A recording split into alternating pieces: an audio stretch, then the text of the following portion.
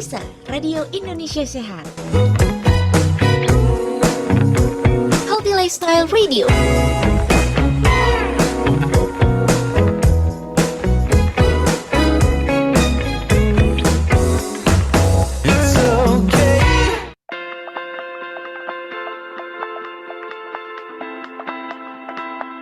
Raisa Radio.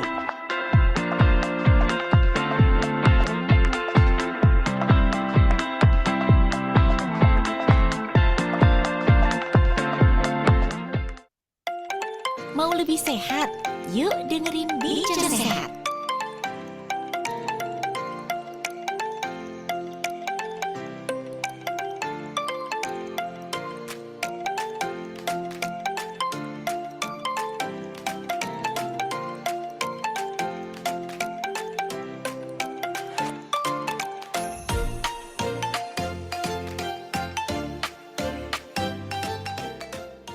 Raisa Radio Indonesia Sehat Healthy Lifestyle Radio. Selamat pagi semuanya Sobat Sehat. Dimanapun Anda berada, terima kasih Anda masih bersama kami untuk menyimak Bincang Sehat pada kesempatan pagi hari ini. Selamat pagi kepada semua Sobat Sehat semua. Dimanapun Anda berada, Raisa Radio bisa Anda nikmati melalui radio aplikasi streaming di website kami di radioindonesiasehat.com dan melalui Zoom meeting yang sudah kami siapkan linknya setiap ada episode dari Raisa. Senang banget Sobat Sehat, pagi hari ini cuacanya nampak cerah. Nah, semalam juga hujan di seputaran kota Jogja, Sobat Sehat. Kemarin justru panas. Nah, perubahan cuaca ini juga perlu kita perhatikan karena juga tubuh kita perlu beradaptasi. Jadi pastikan untuk tubuh kita menjaga tubuh kita agar tetap sehat, apalagi di tengah bulan puasa, Sobat Sehat. Seperti di episode kemarin nih Sobat Sehat, ada reminder untuk kita perbanyak minum air putih, sayur dan juga buahnya juga dijaga biar kita juga tetap sehat hari-harinya. Pagi hari ini Sobat Sehat, senang sekali saya Galuh bisa menyapa Anda semua. Karena Sobat Sehat, pagi hari ini Bincang Sehat hadir untuk Anda dengan tema yang menarik, yaitu kita akan mengenal ciri-ciri alergi. Tentu banyak nih Sobat Sehat yang memiliki permasalahan tentang hal ini dan pengen tahu lebih jauh, boleh banget hari ini akan menemani Anda sampai dengan pukul 10 pagi nanti. Pagi hari ini Bincang Sehat hadir, kenali ciri-ciri alergi bersama dengan kedua narasumber dan juga moderator yang sudah hadir pada kesempatan pagi hari ini. Luar biasa, kami ucapkan terima kasih banyak kepada Dr. Deshinta Putri Mulya, Master of Science Spesialis Penyakit Dalam, Konsultan Alergi Imunologi Klinik, Finasim dari Departemen Ilmu Penyakit Dalam FKKMK UGM. Tapi Dr. Deshinta tidak sendiri, Sobat Sehat, bersama juga dengan Dr. Dinar Kemas Arya Wijaya, Spesialis Penyakit Dalam Finasim. Beliau bertugas di Rumah Sakit Khusus Jiwa dan Ketergantungan Obat Engku Haji Daud, Provinsi Kepulauan Riau. Terima kasih banyak Dok sudah berkenan untuk hadir dan menyapa para Sobat Sehat. Pagi hari ini Sobat Sehat, kami akan menemani Anda selama kurang lebih 1 jam ke depan. Tentu seperti biasa, dimanapun Anda berada, Anda boleh bergabung bersama dengan kami dengan line WhatsApp kami di 081232397300. Sekali lagi Sobat Sehat, di 081232397300. Selamat menyimak, waktu saya berikan ke Dr. Dinar. Silakan Dok. Ya, terima kasih Mbak Galuh atas kesempatannya. Sebelumnya, Assalamualaikum warahmatullahi wabarakatuh. Selamat pagi Sobat Sehat semuanya. Tentunya yang berpuasa masih semangat ya pagi-pagi ya. Kali ini seperti disampaikan Mbak Galuh tadi, jadi cuaca di sana cerah dan alhamdulillah juga di Bintan, tepatnya saya bertugas. Juga sekarang cuacanya juga cukup mendukung, cerah. Jadi saya harap informasi-informasi yang hari ini akan disampaikan dapat menambah hasanah Sobat Sehat semuanya. Sebelumnya saya mengucapkan terima kasih diberikan ruang oleh Raisa Radio pada Bincang Sehat pada pagi hari ini yang kita akan kupas lebih dalam tentunya topik-topik menarik yang hari ini akan saya bawakan, yaitu tentang kenali ciri-ciri alergi. Sobat Sehat semua, dimanapun Anda berada, terima kasih untuk yang udah join, bisa sharing, belum terlambat karena baru saja kita mulai acara hari ini. Mudah-mudahan bisa menambah ilmu di pagi hari ini ya. Selain mager ya, puasa kadang seringnya ya. Nah, kita juga harus bisa menambah lagi amalan-amalan ya, diantaranya adalah ilmu-ilmu tentang kesehatan juga. Oke, tanpa berpanjang lebar, saya akan langsung mengenalkan kepada pembicara kita kali ini ya pembicara yang beken ya, khususnya di area FKK MK UGM ya. Tidak asing lagi kepada eh, narasumber kita. Beliau adalah praktisi medis dan juga peneliti di Departemen Ilmu Penyakit Dalam FKK MK UGM. Beliau adalah Dr. Desinta Putri Mulya, MSc Spesialis Penyakit Dalam, konsultan alergi imunologi Vinasim. Beliau bertugas di Sarjito dan rumah sakit ternama di Yogyakarta lainnya. Baik, tanpa berpanjang lebar, saya ingin menyapa dulu, lebih akrabnya dipanggil Dr. Dea, beliau. Kepada Dr. Dea, apakah sudah bersama kita, Dok? Sudah dong. Halo, selamat pagi Dokter Dinar, apa kabar? Oh iya, selamat pagi dokter. Alhamdulillah baik. Dokter gimana, Dok? Sehat, sehat. Sehat ya, ini puasanya hari ke berapa ya kita udah? Alhamdulillah. Hari ke-8, dokter. Iya, hari ke-8 nggak kerasa. Ya, alhamdulillah, dokter. Jadi, kesempatan kali ini, dokter, kita akan mengupas tuntas harapannya supaya rekan-rekan sobat sehat semua yang ikut join pada acara hari ini dapat lebih mengerti tentang apa itu alergi. Jadi kita topiknya lebih kepada mengenal alergi lebih dalam gitu ya, Dok ya. Jadi Iya. mungkin Dokter Dea sendiri bisa nggak tolong ceritakan dulu mungkin selayang pandang gitu ya, Dok. Alergi itu apa sih, Dok? Gitu ya. Jadi kenapa sih banyak muncul di sekitaran kita, bahkan di keluarga, di teman-teman gitu. Aduh, aku gatel nih alergi gitu ya. Nah, mungkin bisa dokter paparkan dulu biar sobat sehat semua yang mendengar dapat lebih paham dan nantinya bisa bertanya, Dok, mungkin ya pada kesempatan di sesi terakhir mungkin ya, Mbak Galuh ya. Iya. Oke, silakan waktunya dokter, Iya. dipersilakan. Ya, terima kasih Dokter Dinar. Ya, alergi itu sebetulnya banyak ya kita mengenal atau malah kita sendiri itu menderita alergi. Keluarga kita, teman-teman kita pasti salah satu ada yang alergi karena memang penderita alergi itu cukup banyak dan manifestasinya bisa berbeda-beda. Dari kulit, saluran nafas, saluran cerna, semuanya bisa memunculkan manifestasi alergi. Nah, sebetulnya apa sih yang dimaksud dengan alergi itu? Jadi alergi ini adalah suatu reaksi hipersensitivitas. Yang dimaksud dengan hipersensitivitas yaitu reaksi yang berlebihan, terhadap sesuatu yang bagi orang lain itu tidak apa namanya, tidak ditanggapi secara berlebihan. Nah, sesuatunya ini itu biasanya adalah suatu protein yang, kita sebut kemudian adalah alergen.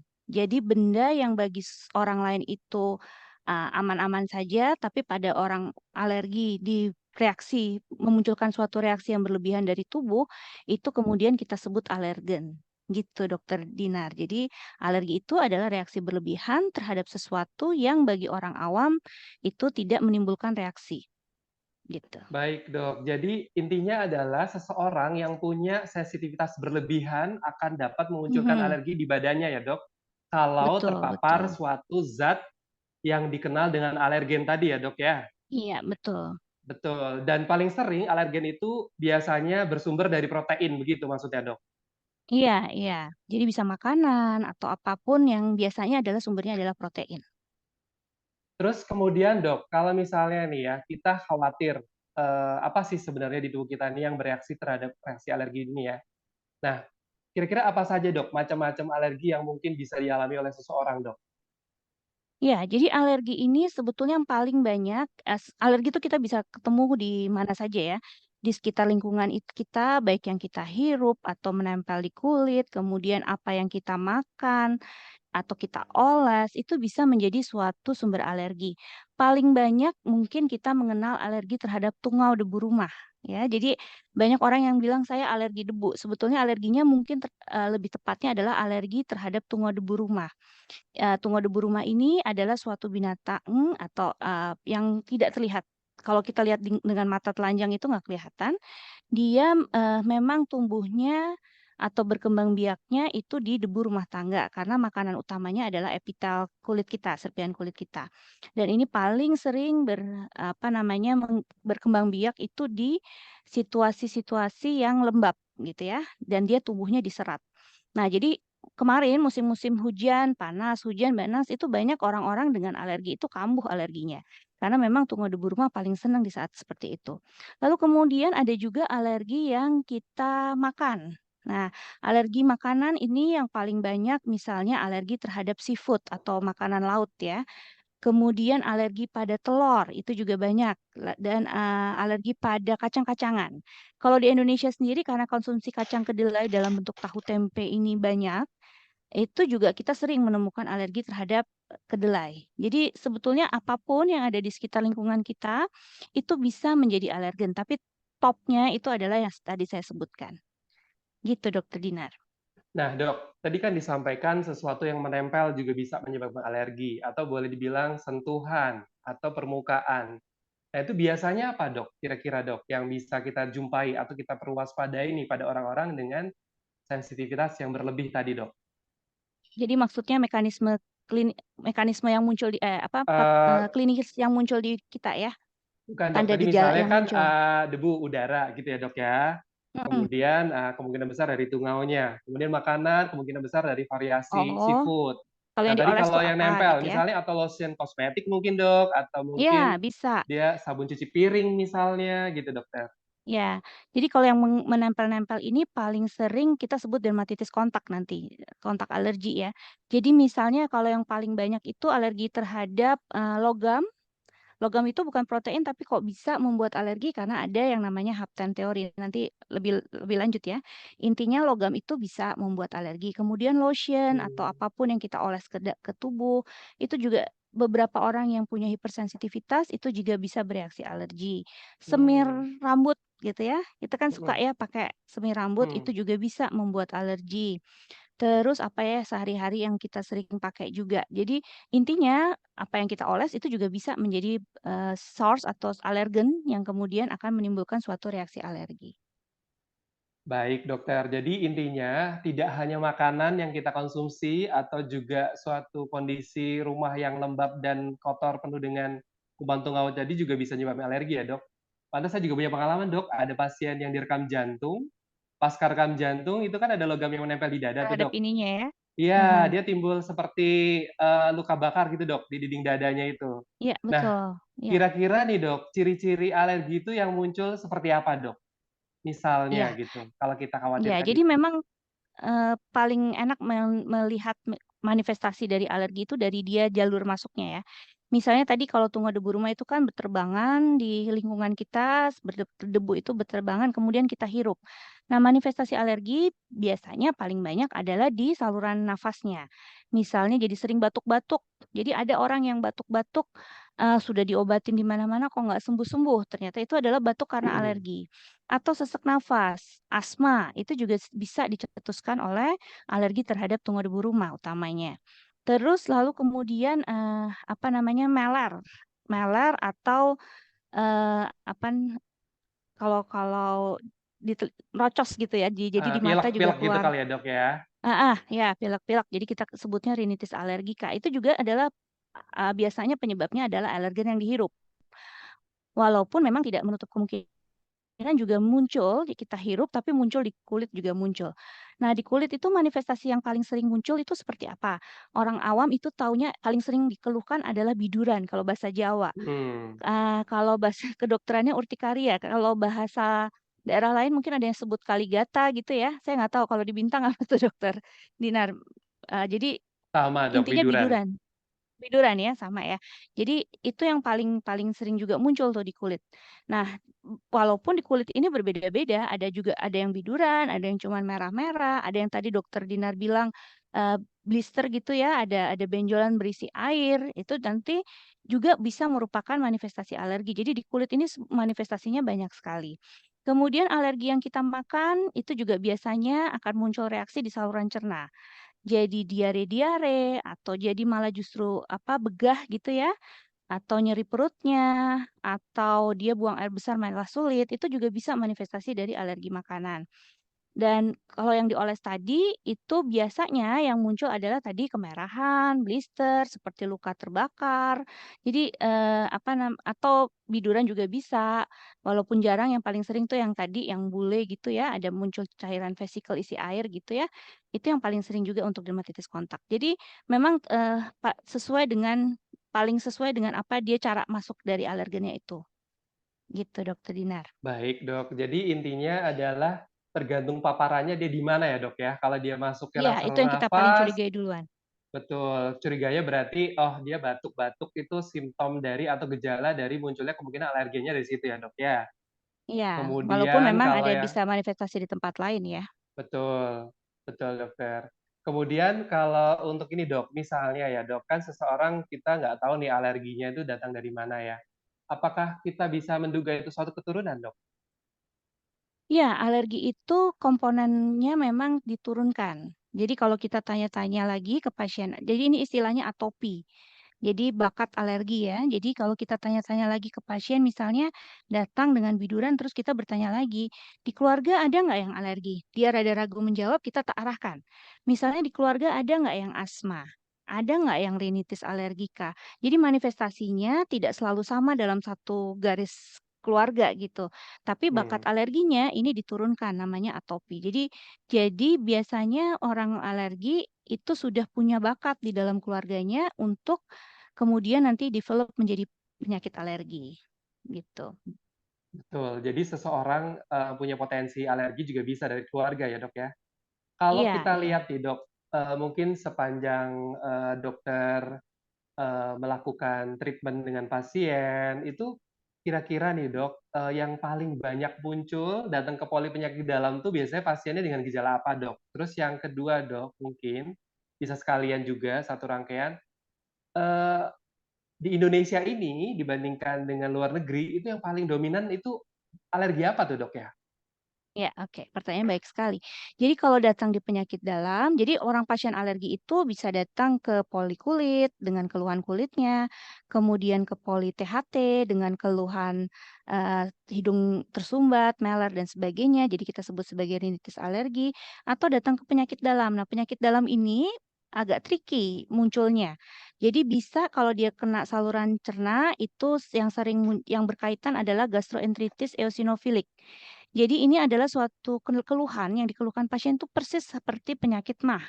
Jadi dia berobat, dengan gejala MAH gitu ya, kemudian dokter mengobati dengan obat-obat MAH, tapi tidak membaik-membaik. Nah, kemudian ketika dilakukan endoskopi atau pemeriksaan lebih lanjut, ditemukan kadar eosinofil yang tinggi. Nah, ini biasanya berkaitan dengan alergi makanan. Jadi sering datang adalah dengan alergi makanan. Lalu kemudian juga asma lewat saluran cerna, saluran nafas.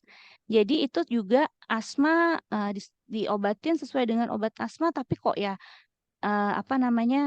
kambuh terus gitu. Susah sekali untuk dikontrol atau dikendalikan dengan obat-obat asma yang ada. Ini juga biasanya ternyata orang itu terhadap ada alergi di dalam rumahnya sehingga itu tercetus terus asmanya. Atau juga, manifestasi di, di kulit itu juga paling sering bisa juga muncul dan diterima di penyakit dalam, dan juga tentu saja tidak terlupakan adalah alergi obat, Dokter Dinar. Karena di penyakit dalam ataupun di teman-teman sejawat lain itu kan banyak menggunakan obat-obatan ya.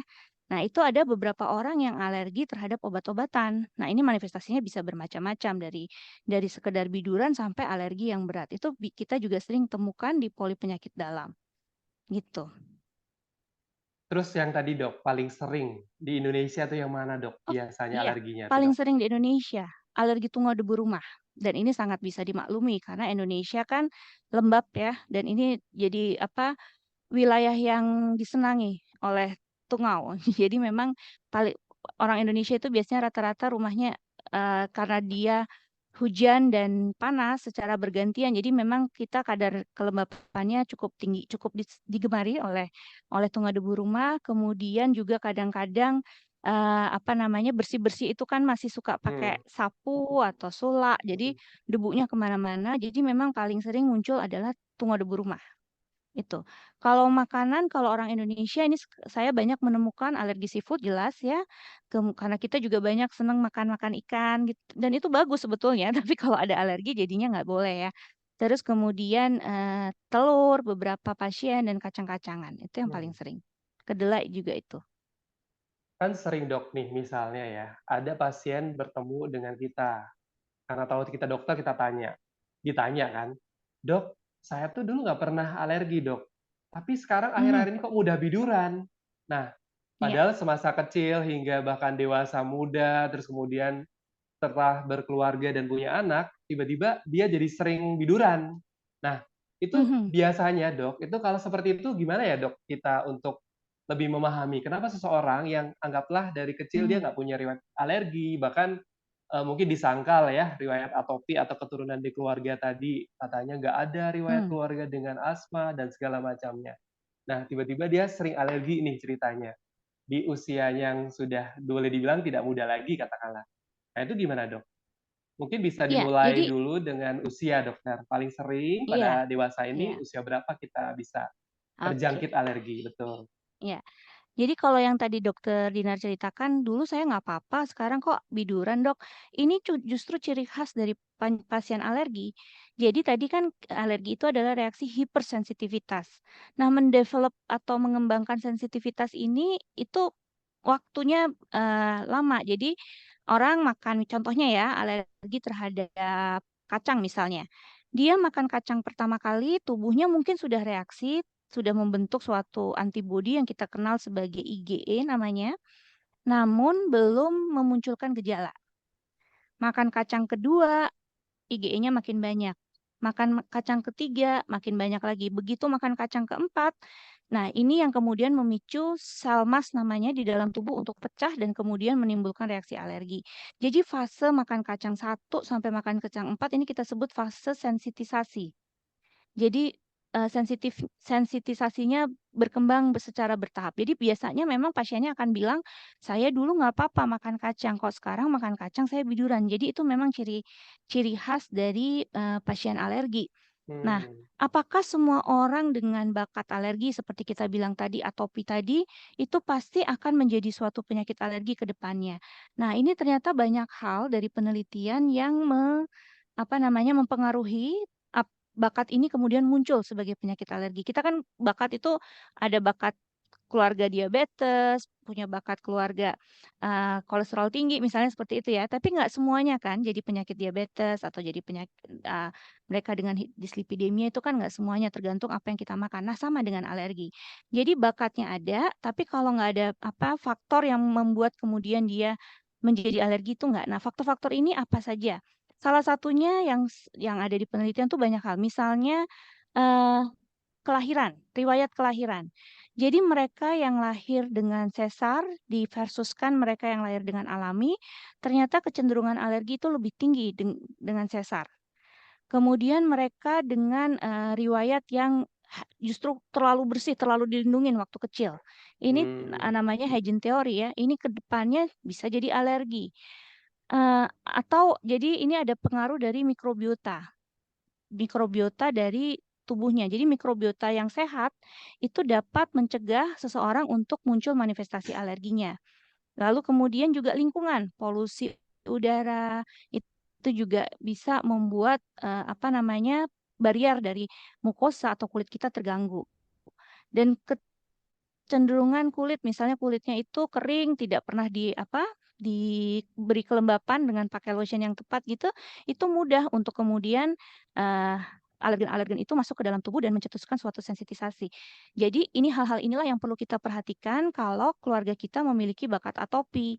Jadi kita harus perhatikan misalnya anak kecil, dari kecil kita harus perhatikan mikrobiota usus kita itu baik, kemudian kita juga harus menjaga atau integritas dari kulit kita baik, dan kemudian, mungkin minum antibiotik yang bisa membunuh mikrobiota terlalu banyak tanpa tanpa indikasi yang jelas itu juga harus hati-hati. Jadi hal-hal tersebutlah yang kemudian memicu seseorang menjadi alergi, gitu Dokter Dina. Baik dok, jadi kesimpulannya adalah kalau kita lihat dari yang pokok bahasan terakhir ini, boleh dibilang seseorang itu bisa saja mendapatkan alerginya setelah paparan atau alerginya tadi bertumpuk-tumpuk gitu ya dok ya? Iya, berulang-ulang gitu ya. Mhm. Berulang-ulang ya. Jadi artinya dia mengalami di mana kadar untuk dia mencetuskan suatu alerginya sudah diambang yang memang waktunya memang dia keluar alerginya gitu ya dok ya. Tapi sebetulnya Betul. orang-orang seperti ini punya bakat ya dok ya. Iya, punya bakat. Betul. Dan tadi yang menarik sekali adalah ternyata walaupun berbakat tetap kita bisa terhindar ya dok. Bersyukurlah misalnya kalau sebenarnya faktor risiko tadi tidak tidak apa terjadi pada kita ya dok ya. Misalnya tadi Mhm mhm. kelahirannya baik, kemudian anak-anak kita juga dibiarkan bermain yang sifatnya boleh dibilang apa ya, tidak terlalu overprotective kali ya dok ya, untuk Iya, hygiene jangan person-nya terlalu gitu ya dok hygiene-hygiene ya. banget. Betul. Kemudian untuk seseorang yang bisa dimodifikasi berarti kayak cenderung kulit kering, berarti bisa ya untuk kita Mhm. anjurkan menggunakan lotion-lotion yang tepat tentunya ya dok ya. Mmm. Baik dokter, sepertinya kita sebentar lagi ada break ya dari Mbak Galuh kalau nggak salah. Mbak Galuh gimana Mbak?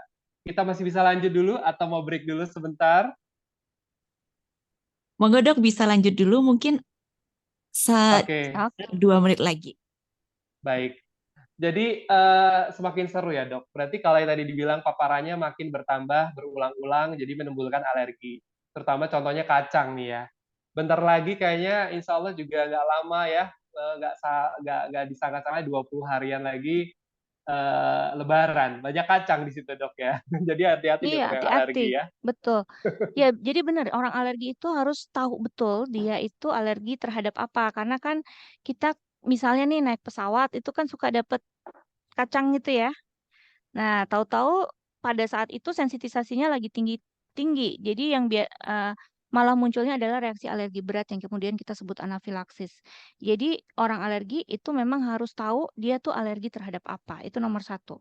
Nah, termasuk tadi misalnya lagi pesta-pesta, lagi lebaran gitu silaturahmi, ada makanan yang mengandung kacang tapi kita nggak sadar gitu ya, ketelen. Nah, itu juga harus tahu tuh, apa namanya, gimana cara ngatasinnya, Iya dok. Jadi gitu. pantas kalau di luar negeri itu restoran tuh cukup strict ya dok ya.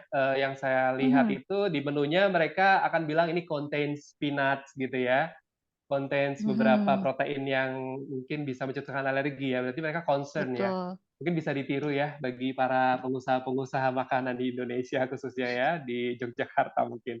Iya, Baik, betul. mungkin kita lanjutkan dok. Jika seseorang belum pernah alergi, kemudian dia khawatir dirinya alergi, boleh nggak sih dok memeriksakan diri sendiri, misalnya secara sukarela, saya pengen tahu nih punya alergi apa enggak di bakat tubuh saya gitu. Misalnya, Mhm. saya nggak tahu keluarga saya itu punya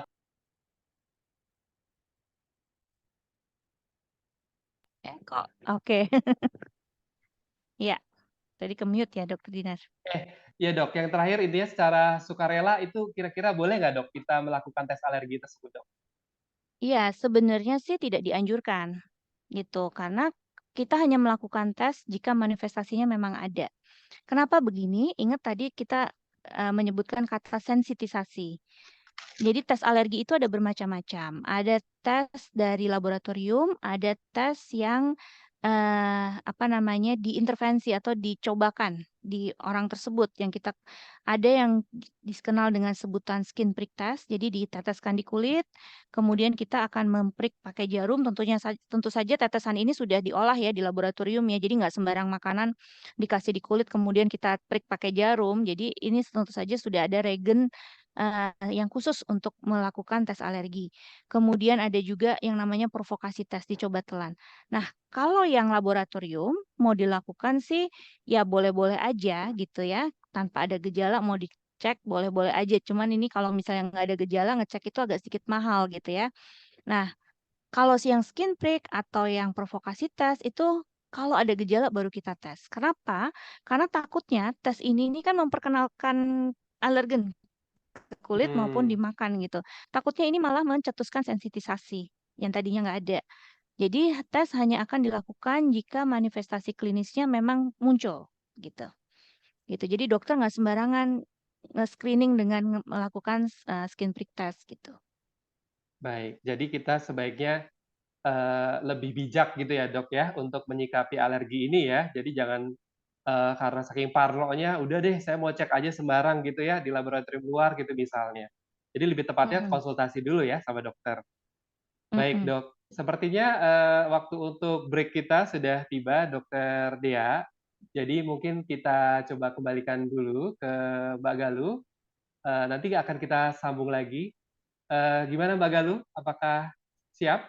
Baik, terima kasih banyak Dokter Dina dan juga Dokter Dea. Menarik sekali ini banyak dari para sobat saya yang sudah mengajukan pertanyaan juga dok. Nampaknya tema Benar, hari ini sangat saya udah dekat lihat. dengan kita semua dok. Jadi mohon izin dok, setelah ini kita akan jeda dulu, break dulu. Jadi biar Dokter Dea dan juga Dokter Dinar bisa beristirahat sebentar. Sobat sehat, kita akan jeda dulu. Akan ada satu lagu yang Raisa Radio suguhkan untuk Anda. Jadi tetap kami akan menemani Anda sampai dengan jam 10 nanti. Masih kami buka pertanyaannya sobat sehat tentang ciri-ciri alergi di 0812-3239-7300.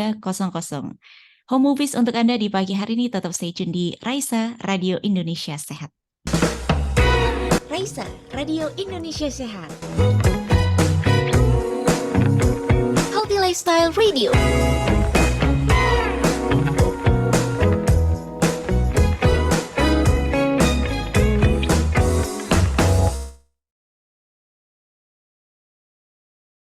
Bingung gimana cara mendapatkan informasi kesehatan yang valid? Grup chat dan sosial media ramai dengan informasi kesehatan yang tidak jelas sumbernya.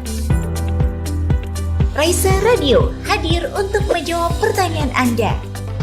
Raisa atau Radio Indonesia Sehat merupakan radio komunitas berbasis digital yang dikembangkan oleh Fakultas Kedokteran, Kesehatan Masyarakat, dan Keperawatan Universitas Gadjah Mada. Berangkat dari niat untuk berbagi, Raisa Radio hadir untuk memberikan edukasi kesehatan secara menarik dan bermanfaat. Selain itu, Raisa Radio juga menyajikan informasi yang mendukung seputar perkuliahan. Melalui program acara yang dihadirkan, Raisa Radio memberi kesempatan para pendengar untuk bertanya langsung pada pakarnya secara interaktif. Raisa Radio dapat Anda nikmati di mana saja, kapan saja. Dengan cara mendownload aplikasi Raisa Radio yang tersedia di Play Store atau website di radioindonesiasehat.com. Siaran Raisa Radio dapat Anda dengarkan kembali melalui podcast kami di Spotify. Dapatkan informasi seputar jadwal program acara Raisa Radio melalui Instagram kami di @raisa_radio_ugm. Raisa Radio Indonesia Sehat, Healthy Lifestyle Radio.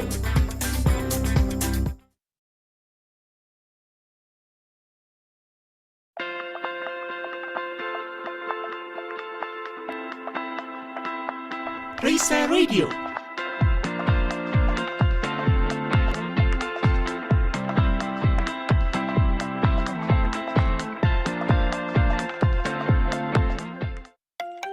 Mau lebih sehat?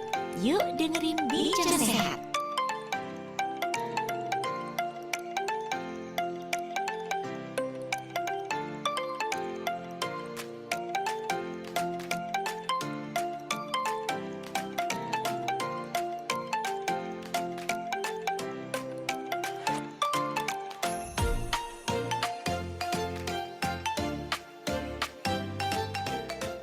Sobat saya, semoga satu lagu tadi dari Lucas Graham dan juga Mickey Guyton semoga menambah semangat di kita di pagi hari ini. Bagi sobat sehat yang paginya masih belum bersemangat, boleh deh join Bincang Sehat pagi hari ini.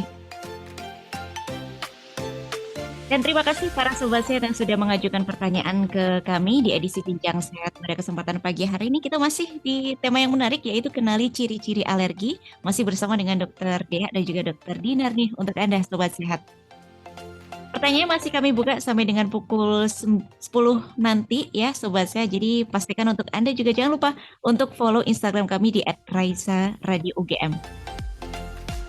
Dan mari kita simak lagi sobat saya, dan waktu saya kembalikan ke Dokter Dinar. Monggo dok.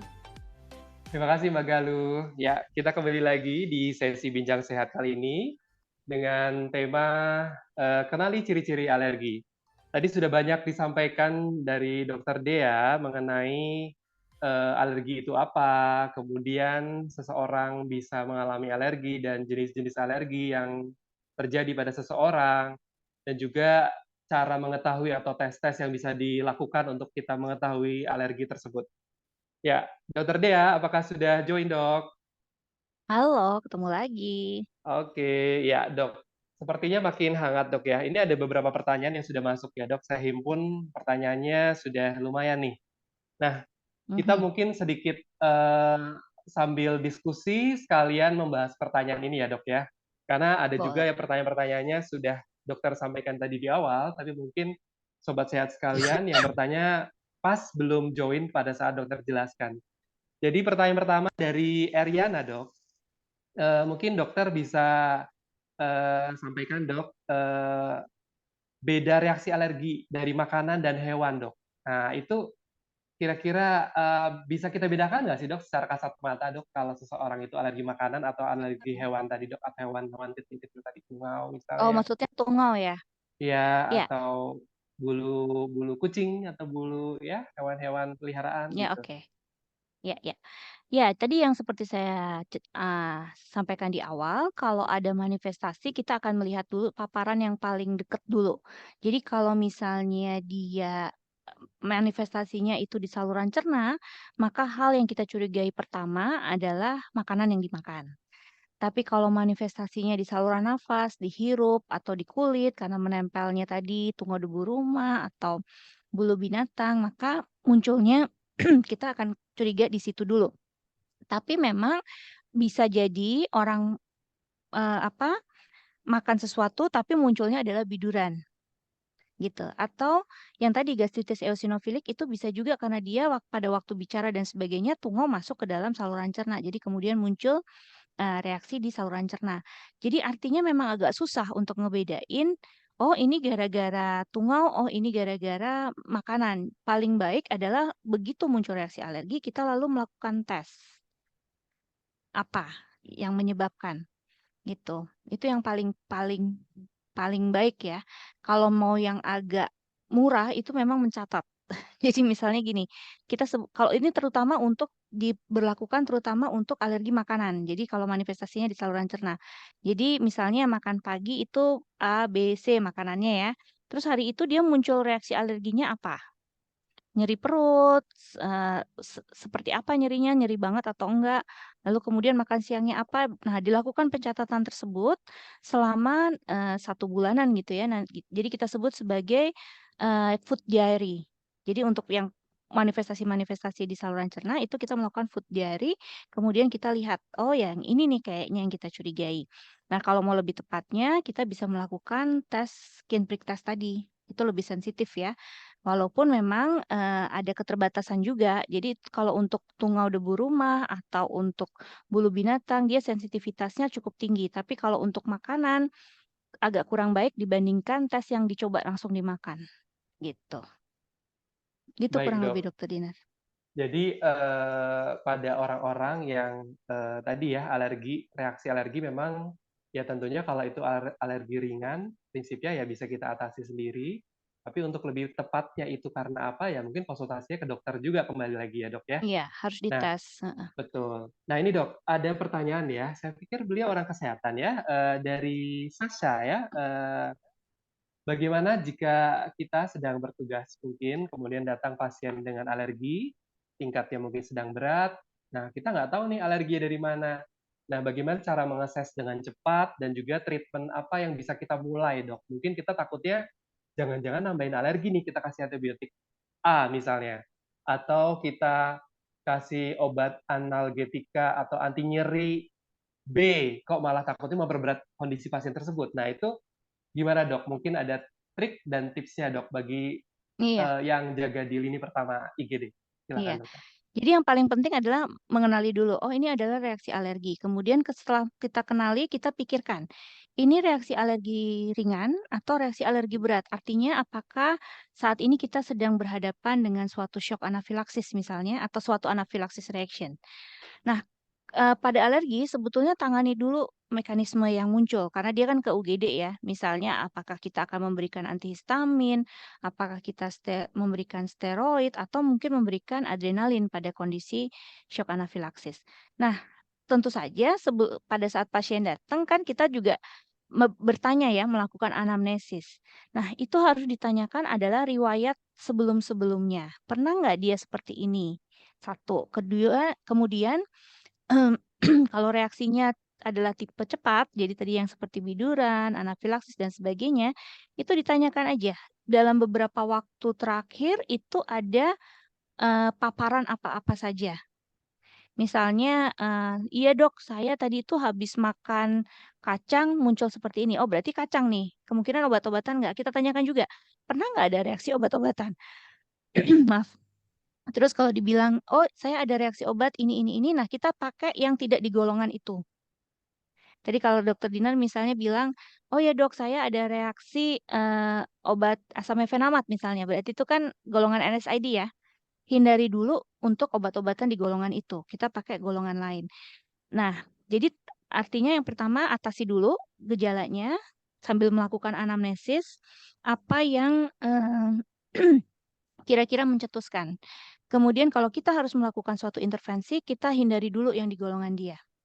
Nah, kalau misalnya kondisinya kulitnya baik, tidak ada suatu kegawat daruratan yang sangat, bisa saja kita melakukan tes alergi untuk memastikan bahwa obat yang akan kita berikan ini aman buat pasiennya. Nah, tes alergi itu sebenarnya agak sedikit berbeda dengan tes alergi yang biasa kita lihat, yaitu skin test yang dimasukin obat, langsung dimasukin ke dalam kulit, kemudian muncul undulasi ya. Nah, ini sebetulnya kita hindarin karena ini bentuk pekat obatnya, jadi bisa saja menimbulkan suatu reaksi yang justru positif palsu. Jadi ada tes tes skin prick test atau intradermal test pada obat-obatan itu memiliki dosis tertentu, dosis non iritan. Jadi kita harus mengencarkan. Nah, masing-masing obat ini memiliki dosis non iritan yang berbeda-beda. Ini karena kelihatannya dari orang medis ya. Jadi saya bicaranya agak sedikit medis. Nah, jadi itu. Jadi kalau Anda nggak bisa melakukan SPT-nya, nggak tahu dosis non iritannya bisa dikirim. Atau kalau kita harus memilih obat, hindari dulu dari golongan yang dia membuat dia alergi. Tapi yang paling utama atasi dulu gejalanya. Gitu, Dokter Dinar. Baik, Dok. Nah, ini konteksnya makin seru ya, Dok. Sebetulnya kalau nggak ditangani segera, bahaya nggak sih, Dok, alergi ini? Ya, tadi paling bahaya itu adalah anafilaksis. Nah, apa sih sebetulnya gejala anafilaksis itu yang harusnya diketahui dulu ya. Jadi kalau biduran misalnya kok kayaknya oke apa nggak terlalu berat ya. Nah, tapi bisa aja ini nanti kalau misalnya paparan atau alergennya itu masih di dalam tubuh, ini bisa menyebabkan suatu reaksi alergi berat. Jadi artinya begitu muncul reaksi alergi memang sebaiknya harus ditangani. Jangan sampai dia tambah berat. Paling utama penanganan pertama adalah avoidance atau mengambil Menghindari ya? barang yang menghindari barang yang memicu alergi ini. Terus kemudian apa namanya kita mengobati sesuai gejala. Jadi harus diobatin memang. Nah, yang paling penting adalah seorang dokter atau praktisi kesehatan atau orang alergi itu sendiri dan orang-orang di lingkungan sekitarnya itu memahami apa reaksi alergi berat yang harus dibawa ke rumah sakit. Jadi apa saja? Itu misalnya ada suatu anafilaksis. Anafilaksis itu tandanya apa saja? Paling paling sering paling utama adalah sesak nafas, apalagi kemudian ada suara mengi yang keluar, ngik gitu ya, atau tekanan darahnya turun. Jadi pasien kalau tekanan darah kalau nggak punya tensi di rumah, itu kita bisa lihat orangnya tiba-tiba clear atau hilang kesadaran gitu ya. Itu kemungkinan tekanan darahnya turun. Jadi dua dua hal ini yang paling bahaya ya. Yang paling bisa kita tandai sebagai suatu anafilaksis atau muncul reaksi alergi berat. Jadi urtikarianya, bidurannya atau bengkak-bengkaknya itu sangat dan kemudian bisa menghambat jalan nafas. Ini juga harus dibawa ke rumah sakit karena dia harus mendapatkan injeksi gitu. Jadi itu yang paling utama. Tapi yang paling penting juga keluarga harus lihat tuh. Misalnya tadi, oh ini karena makan kacang, kacangnya harus disingkirin, paparannya harus disingkirin gitu, supaya nggak terjadi alergi yang berat tadi. Jadi ini sekalian juga menjawab pertanyaan apa yang bisa kita hindari untuk terjadinya suatu alergi ya dok ya. Artinya ya paling penting ya hindari faktor pencetus ya atau faktor alergen tersebut ya dok ya. Jadi kesimpulannya kalau dari percakapan tentang anafilaksis ini dok, bisa sembuh nggak sih dok alergi ini dok?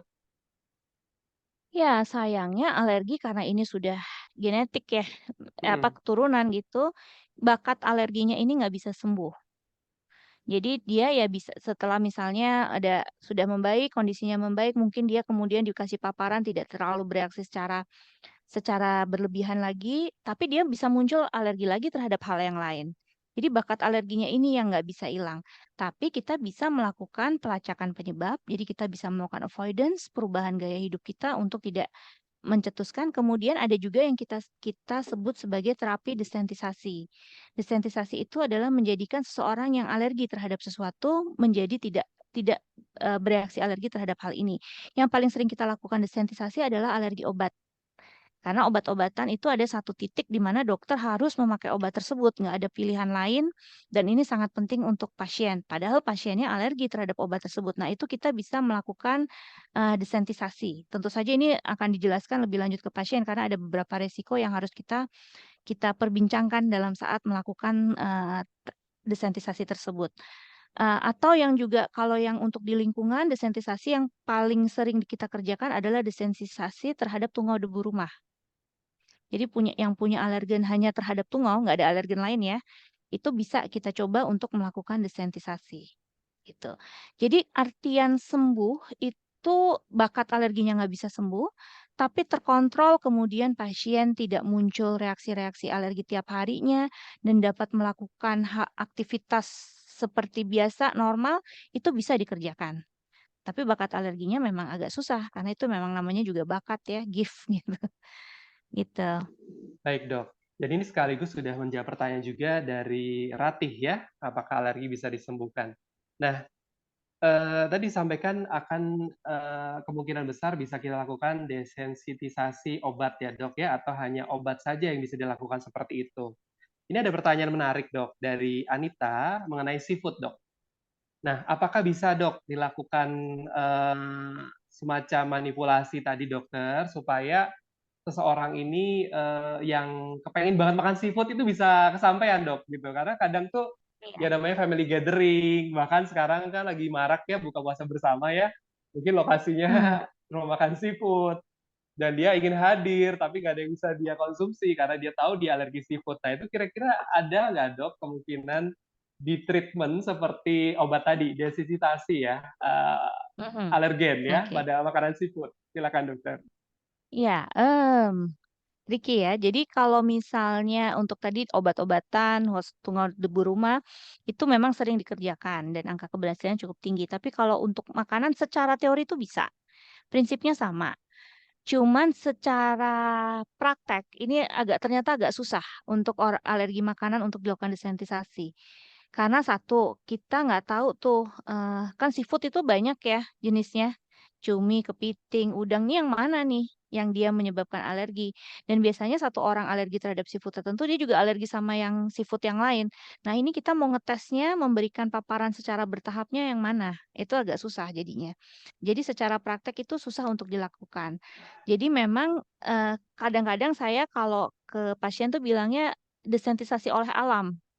Jadi kita menghindar aja, kita menghindar, tapi mungkin kan dalam kehidupan kita sehari-hari itu adalah, sedikit misalnya, kita alergi ayam, ada orang goreng ayam atau makan ayam, nah kita tuh terpapar sedikit protein ayamnya, kita nggak makan tapi ada paparan. Nah itu lama-kelamaan yang tadinya alergi ayam, jadi nggak alergi ayam. Saya sebutnya sih istilah saya desensitisasi oleh alam gitu ya, karena biar alam yang melakukan desensitisasi. Kitanya menghindar, tapi nanti mungkin paparan itu akan ada di alam dengan jumlah yang kecil.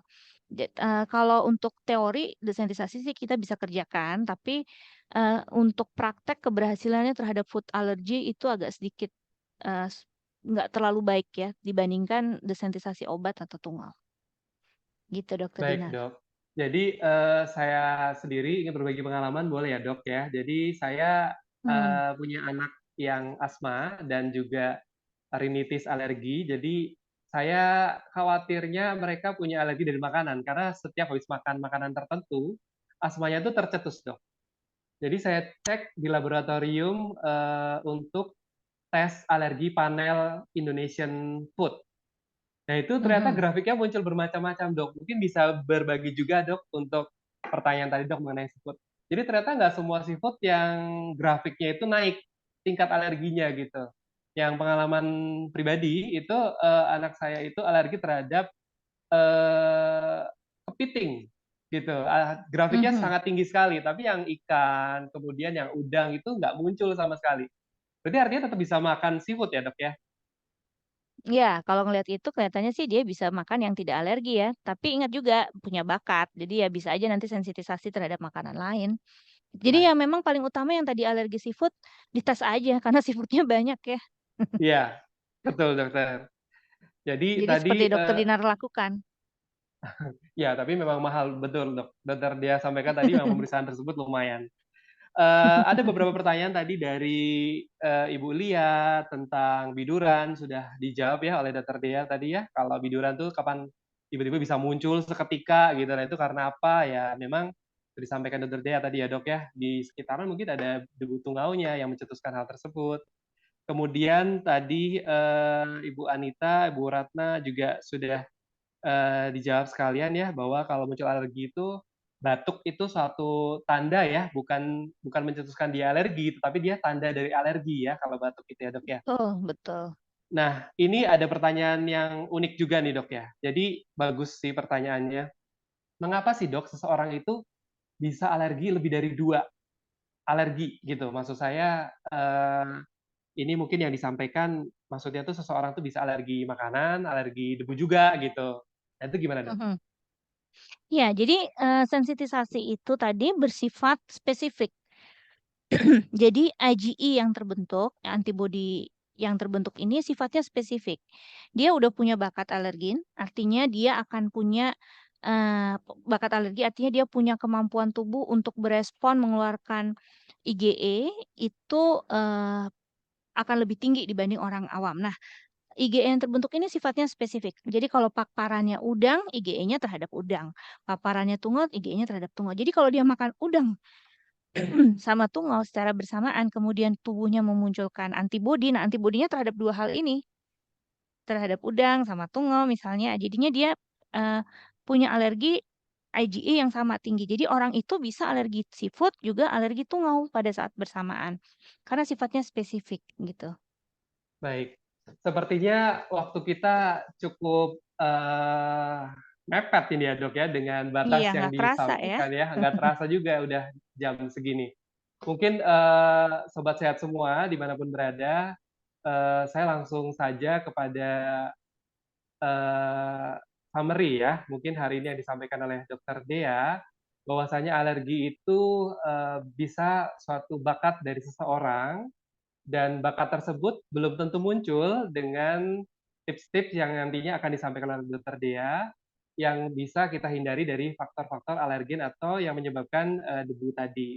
Dan seseorang dengan alergi juga bisa mengalami suatu kondisi yang berbahaya, jadi, kita harus mengenal kondisi berbahaya tersebut, di antaranya adalah jika seseorang alergi dengan sesak napas, muncul suara atau mengi di dalam, paru-parunya, kemudian dilihat bahwa kehilangan kesadaran atau tekanan darahnya turun, dan bahkan bidurannya sangat berat hingga bengkak-bengkak seluruh tubuh. Jadi, sobat sehat bisa langsung membawa seseorang tersebut ke instalasi gawat darurat. Kemudian untuk terakhir dokter, mungkin bisa disampaikan tips yang bisa disampaikan, atau nasehat kali ya Dok, untuk sobat sehat semua, bahwa kita itu harus bagaimana? Khususnya tadi ya untuk orang tua yang katakanlah khawatir anaknya bermain kotor-kotor gitu kan. Nah itu juga mungkin bisa sekalian disampaikan dokter. Silakan dokter. Ya.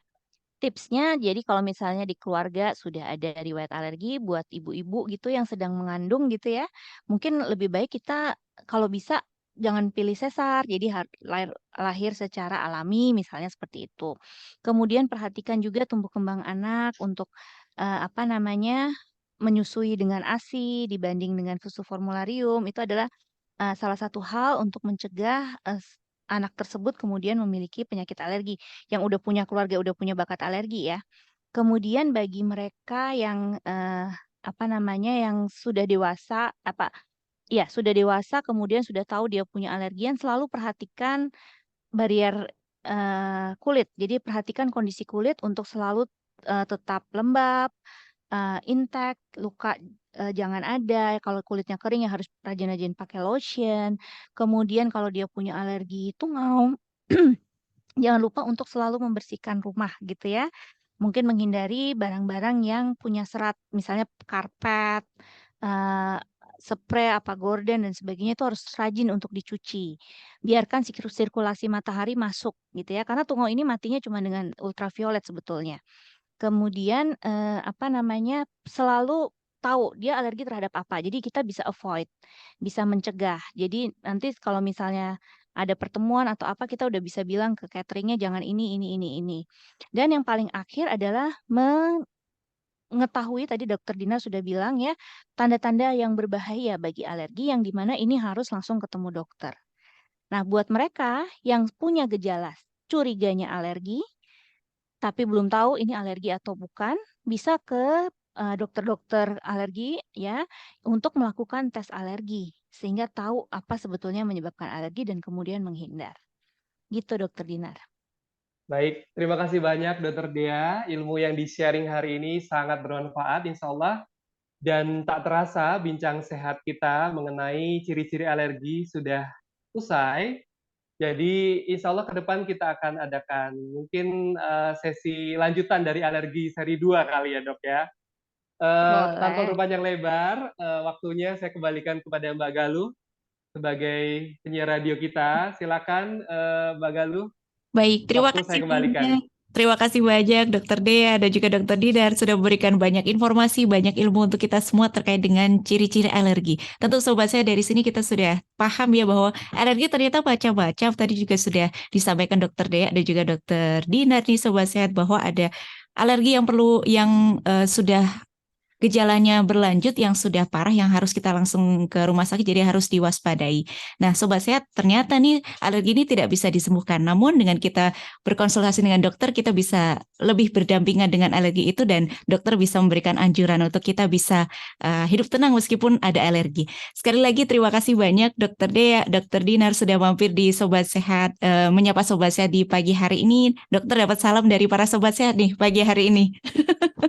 Ya, terima Kasih. kasih. Terima Dokter, kasih. salam sehat, salam untuk keluarga di rumah, Dokter Dea dan juga Dokter Dinar. Terima kasih banyak atas ilmunya, Sama-sama. atas informasinya. Mohon maaf dok bila ada kesalahan pada saat acara Bincang Sehat ini berlangsung. Para sobat sehat yang sudah mengajukan pertanyaan di akhir-akhir, mohon maaf sekali karena keterbatasan waktu. Anda mungkin bisa menyimak ya di Spotify kami. Nanti akan ada rekaman dari Bincang Sehat seru di pagi hari ini bersama dengan Dokter Dea dan juga Dokter Dinar di Spotify kami. Diklik saja di Raisa Radio Indonesia Sehat. Terima kasih banyak sekali lagi Dokter Dea, Dokter Dinar. Selamat melanjutkan aktivitas, Dok. Salam Terima sehat. kasih. Sama-sama. Sama-sama. Sama-sama Dokter Dinar sama Mbak Galuh. Kasih ya. Ya, terima Terima kasih kasih Dokter Dea, banyak. Mbak Sobat sehat, Galuh. terima kasih banyak atas Ya. kebersamaan Anda. Kami pamit undur diri ya, Dok ya. Terima kasih sobat sehat semua. Kita jumpa lagi di edisi lain di Bincang Sehat. Jangan lupa untuk follow Instagram kami di @raisa radio UGM.